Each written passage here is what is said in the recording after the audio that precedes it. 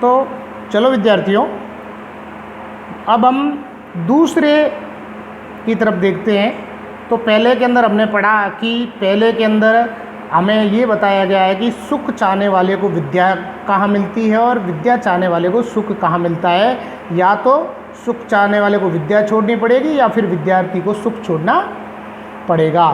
अब हमारा जो अगला है वो है गौरव प्राप्यते दानातः न तो वित्तस्य संचयातः स्थिति उचे पयोदाना पयोदीनाम अधः स्थिति। अब देखो यहाँ क्या कहा गया है कि गौरव प्राप्यते दानात। गौरव का मतलब होता है यश। क्या होता है? यश, नाम। यानी ऐसा व्यक्ति जिसका बहुत बड़ा नाम हो समाज के अंदर, देश के अंदर, कि वो इस गांव का, इस शहर का बहुत बड़ा प्रतिष्ठित है।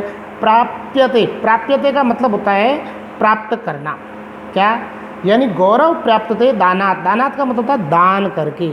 आपने देखा होगा बहुत सारे लोग होते हैं जो दान करते हैं। जैसे आपने देखा होगा इस लॉकडाउन के अंदर, इस कोरोना महामारी के अंदर जो रतन टाटा जी है, जो उन्होंने 500 करोड़ का दान दिया, या ऐसे बहुत से ऐसे बड़े बड़े लोग हैं जिन्होंने जी खोल करके दान किया। तो जो दान करते हैं वो गौरव प्राप्त करने के लिए, यानी अगर आपको गौरव प्राप्त करना है तो दान करिए। यानी दान देने से क्या प्राप्त होता है? यश।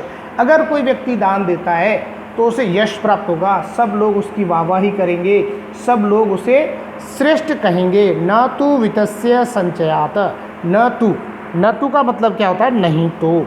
न तु यानी नहीं तो। वित्तस्य, वित्तस्य का मतलब होता है धन या धन का।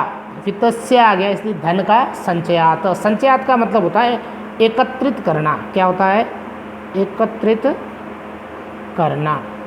यानी जो व्यक्ति धन का दान करता है उसे किसकी प्राप्ति होती है? यश या गौरव की प्राप्ति होती है, न कि एकत्रित करने से। आपके पास बहुत पैसा है, आपने उसको इकट्ठा करके रखा है, तो फिर वो आपके कोई काम का नहीं है। यानी आपके पास जो पैसा था, आपने उस पैसे को एकत्रित करके रखा है, तो फिर वो पैसा आपके कोई काम का नहीं है। इसके लिए उसे अगर आप दान देते हैं तो आपको वाहवाही मिलेगी, आपका यश होगा, आपका नाम होगा, समाज के अंदर नाम होगा, शहर में नाम होगा, और देश भर में आपकी नाम की चर्चा की जाएगी कि इतना श्रेष्ठ व्यक्ति है जिसने धन का संचय यानी पैसे को अपने लिए एकत्रित न करके किसके लिए किया? समाज के लिए और दूसरों की भलाई के लिए किया। स्थिति ही उचे पयोदाना पयोदीनाम अध्य स्थिति। स्थिति उचे यानी उसको ऊंचे स्थान पे बैठाया जाएगा। ऊंचे स्थान का मतलब क्या है? उसे मान सम्मान दिया जाएगा। अब देखो कैसे, यानी स्थिति उच्चे पयोदाना। पयोदाना का मतलब होता है बादल। क्या होता है? बादल। पयोदीनाम अद्य स्थिति। अब पयोदीनाम का मतलब होता है समुद्र। क्या होता है? समुद्र। नामा तो की ओर हो जाएगा, ठीक है। अद्य स्थिति। अब देखो पानी सबसे ज़्यादा किसमें होता है? समुद्र में होता है।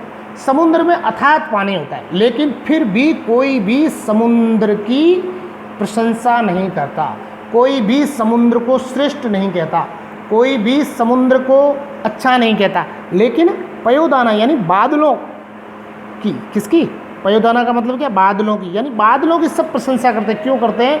क्योंकि बादल वर्षा करते हैं। जहाँ पानी की आवश्यकता होती है वहाँ ले जा करके पानी कौन बरसाता है?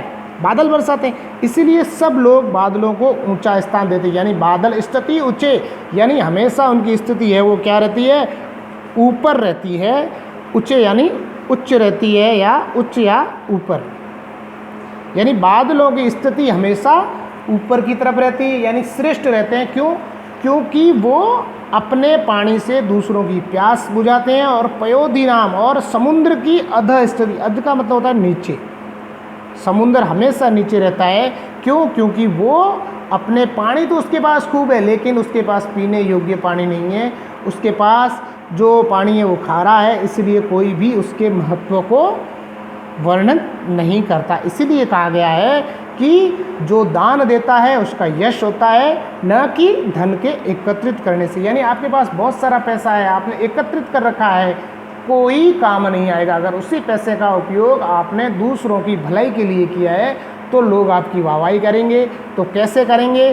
तो जैसे समुद्र के पास अथाह पानी होता है लेकिन फिर भी वो नीचे रहता है, यानी उसकी कोई प्रशंसा नहीं करता, लेकिन बादल की सब प्रशंसा करते हैं। क्यों? क्योंकि वो ऊपर रहता है और जहाँ आवश्यकता होती है वहाँ पानी की वर्षा करता है, दूसरों की आवश्यकता की पूर्ति करता है, इसलिए सब लोग उसकी प्रशंसा करते हैं। ठीक है विद्यार्थियों, अगले वीडियो में पढ़ें।